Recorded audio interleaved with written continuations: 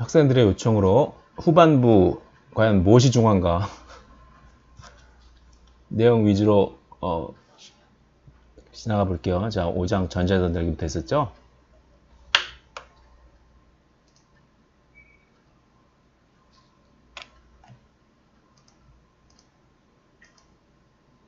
전자전달기 여기서 이 글라이콜라이시스와 TCA 사이클을 통해서 ATP가 몇 개 나왔는지 그거 다 시험 범위가 지났다고 잊어버리시면 안 되고 잘 기억해 두세요. 4개의 ATP는 어디서 왔는지, 그리고 10개의 NADH가 왜 10개인지 잘 기억해 두세요. TCA 사이클 들어가기 전에 파이루베이트가 아세틸코에이로 전환되는 과정, 거기서도 NADH가 하나 생기죠.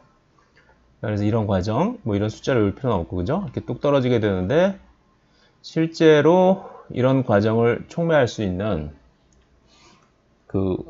NADH가 가지고 있는 하이 에너지 전자를 산소에게 직접 넘기는 과정과 그 과정에서 발생하는 에너지를 이용해서 ADP와 파스페이트로부터 ATP를 합성할 수 있는 효소가 있으면 좋겠는데 그게 굉장히 어렵다는 거죠. 그래서 간접적으로 사용한 방법은 전자를 전달할 수밖에 없었다. 왜 그럴 수밖에 없었나? 여러분들이 그 분자들의 입장이 돼가지고 한번 생각을 해보시면 어떤 문제를 낼 수 있는지 알 수 있을 것 같아요.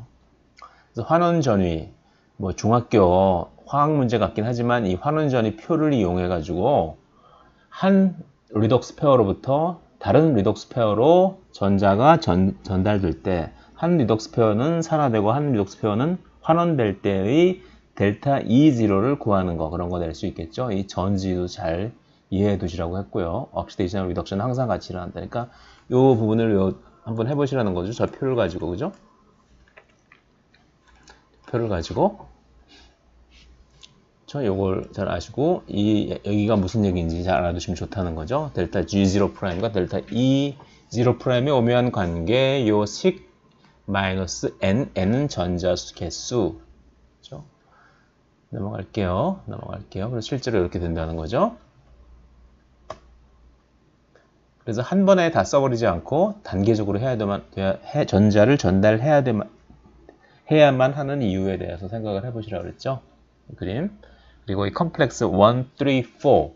그래서 이 컴플렉스 1, 3, 4의 각각의 구성 성분이 있어요. 예를 들어서 1 같은 경우에는 뭐 FMN을 가지고 있는 주요소가 있고 플라워 프로테인이 있고 뭐 철황 단백질이 있고 또 어떤 경우는 뭐 사이토크롬 어떤 종류를 가지고 있고 그런 것들이 있는데, 만약에 가상적으로 여기 마이토콘드리아에 있는 이 시스템이 아니라 요즘 합성 생물학 뭐 그런 얘기들 하니까 좀 전에 이 표에 나왔던 이런 여러 가지 분자들을 가지고 가상적인 전자 전달기를 만들었을 때 가상적으로 만든 한 시스템에서 수소이온을 몇 개 이동시킬 수 있나, 그런 걸 한번 재미삼아서 한번 생각을 해보세요. 그런 간단한 문제를 낼 수 있을지도 모를 것 같으니까, 그죠? 그 부분이 나오면 다시 말씀드릴게요. 그래서 NADH는 컴플렉스 1, 코엔자임 Q, 3, 사이토크롬 C, 4, 그리고 FADH2는 컴플렉스 2, 코엔자임 Q, 컴플렉스 3, 사이토크롬 C, 컴플렉스 4의 순서로 전자가 전달되고 최종적으로는 산소가 전자를 받아들인다는 거죠. 넘어갈게요. 자, FM은 플라빈 구조를 가지고 있죠. 그래서 액면가는 FAD와 비슷하다. 그렇죠? 철황 단백질에게 넘어가게 된다. 그리고 이 코엔자임 Q의 산화된 형태와 환원된 형태를 가지고 있다. 그래서 한 번만 환원되면 세미퀴논이라고 부르죠. 그렇죠?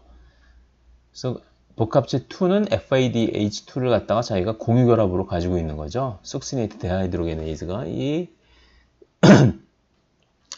컴플렉스 2의 한 부분이라는 거죠. 구성 성분이에요. TCA 사이클도 여기서 한번 다시 되돌아보세요. 복합체 3, 코엔자임 Q, 사이토크롬 C, 산화환원 효소 복합체. 뭐 힘의 구조 같은 건 말 필요 없고요. 그리고 이 Q 사이클에 대해서 여기서 다시 설명할 필요는 없고 이게 별거 아니에요. 한 번에 전자를 하나씩밖에 전달 못한다, 그런 얘기예요. 그래서 이거를 제가 유튜브 동영상으로 열심히 설명을 해놨으니까 잘 이해가 안 되시면 몇 번 반복해서 다시 들어보세요. Q 사이클 나와있죠, 여기. 그래서 이 부분을 잘 읽어보시고 동영상을 다시 잘 들어보세요. 사이토크롬 C는 뭐죠? 다른 컴플렉스와는 달리 페리페럴 프로테인이라고 했죠. 페리페럴. 그래서 자유롭게 왔다 갔다 한다고 그랬죠. 그리고 한 번에 전자를 몇 개? 오직 하나. 이게 중요하다고 그랬죠. 왜? 실제로 산화 환원되는 것은 이 안에 있는 사이토크롬 안에 있는 힘이 가지고 있는 철이온이니까 철이온이 2가 혹은 3가 되면서 전자 하나를 주거나 받을 수 있는 거죠. 컴플렉스 4, 사이토크롬 C, 옥시데이즈. 그리고 여기서 가장 중요한 거는 잠깐 일시정지. 다시 시작할게요. 컴플렉스 4 안에는 CuA, CuB 센터 단백질, 센터 단백질 중간에 구리 이온이 들어있는 거죠. 이 사이토크롬 A나 사이토크롬 A3 뭐 이런 애들은 철 이온이 들어있는데, 그죠? 그래서 이 순서대로 이 순서는 좀 알아두셔도 좋을 것 같아요. CuA, 사이토크롬 A, 사이토크롬 A3, CuB. 사이토크롬 C와 얘네들은 완전히 다른 애들이에요. 같은 사이토크롬이긴 하지만. 그래서 복합체 사이토크롬 C가 3과 4 사이를 4번 왔다 갔다 하면 4개의 전자가 O2에 전달되어 물이 2분자 생긴다. 이거 잘 두시고요. 산소가 호흡에 의해서 무지하게 중요한 이유는 잘 알고 있죠? 산소를 이용 못하는, 산소가 너무 두려워서 이용 못하는 애들이 있었죠, 예전에. 걔네들은 언에어로브라고 하는데 걔네들은 다른 이온들을 최종 전자 수용체로 사용했는데 얘네들은 왜 효율이 떨어질까? 이 그림 아시죠? 이 그림이 이 차이, 산소와 다른 이온을 사용했을 때의 차이, 이 차이를 잘 설명해 볼게요. 그럼 다들 산소가 좋을 텐데 왜 산소를 안 사용했을까? 항상 시험에 나오는 문제죠. 이거 산소가 무서운 이유. 이 과정은 다 외울 필요는 없는데 이렇게 왔다 갔다 해서 슈퍼옥사이드 레디컬이 생기고 여기서 과산화수소가 생기고 또 무시무시한 수산 레디컬이 생겨가지고 이 알케인 유기화합물 및 다른 세포 내 뭐 DNA라든가 뭐 단백질이라든가 지질이라든가 이런 거대 분자들을 산화시킬 수 있기 때문에 위험한 거죠. 그래서 어떻게 해요? 복합체 4 안에 철구리센터라는 게 존재해가지고 얘가 산소를 꽉 잡고 있는 거죠. 언제까지? 전자를 완전히 4개 받아가지고 무해한 물로 환원될 때까지. 그죠? 중요하니까 꼭 알아두세요. 그리고 케미 어스머틱 커플링 공부해 볼게요. 그쵸? 여기서 이게 전자를 전달하는데 이게 막간 공간으로 마이토콘드리아 막간 공간으로 전자를 이동하는 그런 과정이에요. 아니, 수소 이온을 이동하는 그런 과정이에요. 그런데 전자가 이동될 때 NADH에서 전자가 2개 나오죠. 전자 2개 나와서 이렇게 갈 때 그 에너지 차이가 컴플렉스 1에서는 수소 이온을 4개 이동시키지만 그리고 컴플렉스 3에서도 수소 이온을 4개 이동시키지만 컴플렉스 4에서는 왜 수소 이온을 2개밖에 이동시키지 못할까? 앞에 페이지에 있는 표준 환원 전위를 들여다보면서 혹은 거기에 안 나와 있으면 한번 인터넷에서 찾아보면서 한번 그 이유를 알아보세요. 물론 이 차이가 얼마 안 나니까 에너지가 차이가 얼마 안 나니까 여기서는 2개밖에 안 나가고 그런 거겠죠. 막간 공간에 저게 쌓인 것이 포텐셜 에너지처럼 작용한다. 이거 다 아실 거라고 생각해요. 그래서 그 에너지를 이용해서 이 구조는 어느 정도 알아두세요. F0에는 뭐가 들어있고 돌아가는 건 뭐고, 그렇죠? 오직 돌아가는 거는 C하고 F1의 감마 그 정도죠. 또 하나 뭐 더 있는데 뭐 중요한 거 아니고, 그죠?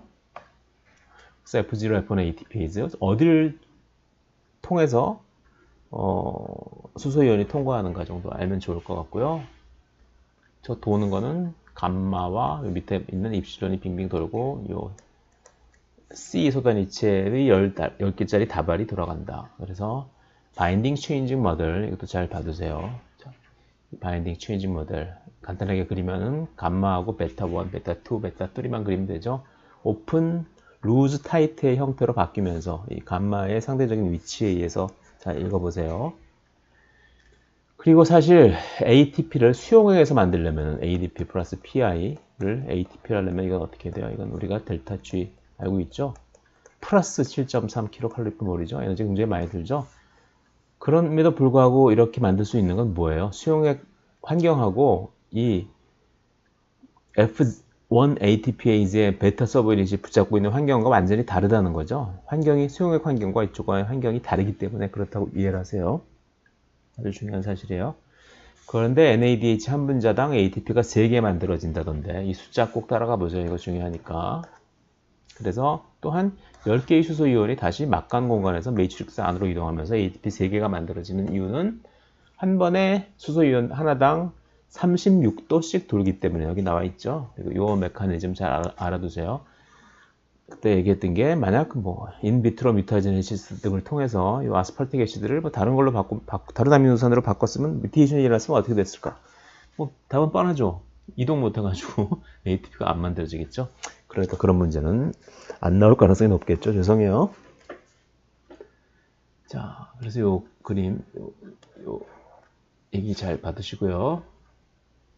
FADH2는 왜 하나당 ATP가 2개냐? 그죠? 여기 컴플렉스 2에서 수소 이온을 이동 못 시키죠? 왜 그럴지 그것도 한번 생각해 보시고요. 산소호흡 총정리 이렇게 된다. 이거 다시 한번 밸런스 잘 계산해 보세요.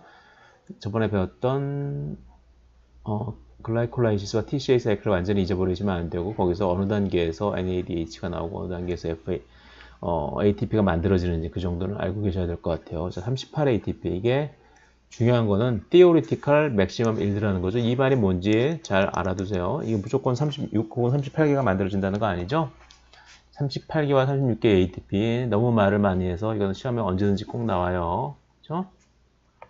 그리고 왜 36이고 왜 38인지 셔틀에 직접 파이루베트가 NADH가 들어가는 건 아니고 전자를 주는 거죠. 그 전자를 주는데 요 비율 요거 이해 안 되면은 저희 유튜브 방송을 계속 반복해서 들으셔가지고 꼭 이해를 하도록 하세요.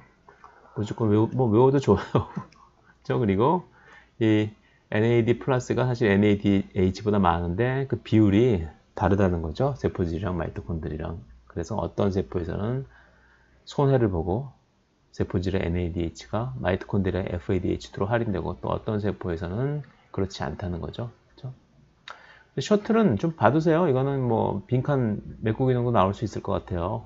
그리고 요거 이 손해보는 세포 브레인셀과 스켈레탈 머스셀에서 세포질의 NADH가 마이토콘드리아의 FADH2로 할인되는 그런 메커니즘. 우리 다 아는 구조죠. 글라이드를 트리포스페이트, 다이하이드록시 아세톤 포스페이트 여러분들이 다 아시는 거니까요. 그죠? 이 말풍선 잘 읽어보세요. 시험 문제 꼭 나오니까요. 말레이트 아스팔테이트 셔틀. 여기 보시면 말레이트가 전자를 받아가지고 옥살로아세테이트가 전자를 받아가지고 누구로부터? 세포질의 NADH로부터. 그래서 요 채널을 통과해서 마이토콘드리아의 말레이트가 된 후에 여기서 다시 전자를 NAD 플러스에게 주고 마이토콘드리아의 NADH를 만든 후에 옥살로아세테이트로 됐으면 얘가 다시 일로 빠져나가서 일로 가면 굳이 이런 거 필요 없지 않느냐 그렇게 생각할 수 있는데 안 그런 이유가 있다고 그랬죠. 안 그런 이유가 있는데 잠깐만 이거 제가 보여드릴게요. 그때 수업 시간에 학생들 보고 찍으라고 그랬는데